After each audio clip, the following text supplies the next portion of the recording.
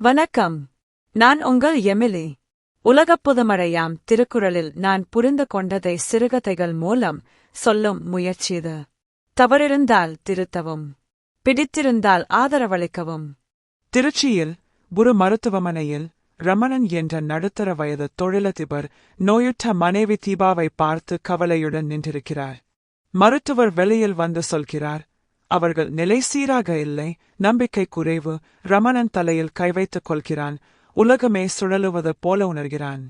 அடுத்த சில நாட்களில் அவன் உறவினர்கள் ஆறுதல் சொல்கிறார்கள். ஆனால் உள்ள கவலை குறையவில்லை. நான் எதையும் செய்ய முடியாதவனாகி போய்விட்டேன் என எண்ணுகிறான். அவனது வணிகக் கூட்டாளி சந்தித்து சொல்கிறார், நீ இறைவனை நம்பாமல் வாழ்கிறாய், இப்போ இறைவன் உன்னை சோதிக்கின்றான். அவன் கோபமாக, நான் என் உழைப்பை நம்பி இவ்வளவு உயர்ந்தேன், யாருடைய உதவியும் எனக்கு தேவையில்லை என்று அகந்தை என்னும் குறையாமல் நினைக்கின்றான். அந்த இரவு தீபாவின் நிலை மோசமடைகிறது.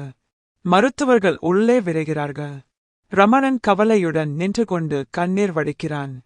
ரமணன் வெளியே உள்ள இருக்கையில் கவலையுடன் இருந்தபோது ஒரு முதிய சாமியார் அருகில் வந்து மெதுவாக சொல்கிறார், மனக்கவலை நீங்குவதற்கு கடவுளை நினைத்ததுண்டா?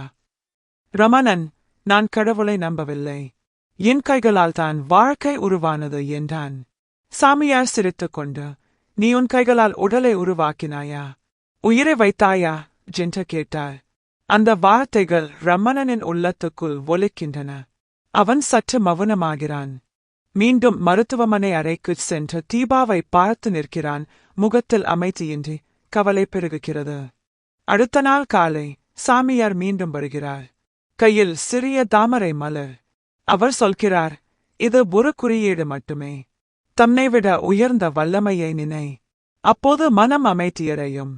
ரமணன், நான் பல வணிகங்களை, செல்வத்தை உருவாக்கினேன், ஆனால் இந்த சூழ்நிலையை சமாளிக்க முடியவில்லை என்று கூறினான்.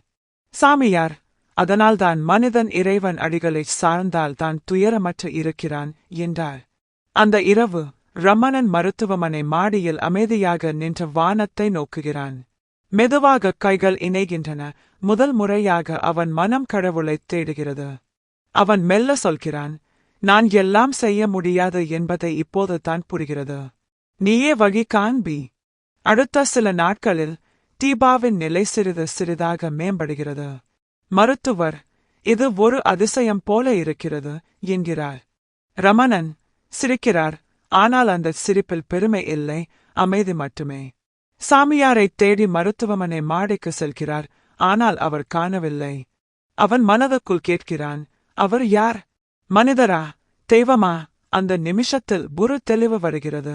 அமைதி கடவுளின் அருளால் தான் உண்டாகும். சில நாட்களில் தீபா வீடு திரும்புகிறாள். ரமணன் தன் வணிகத்தைப் பற்றி இப்போது பெருமை கொள்ளவில்லை.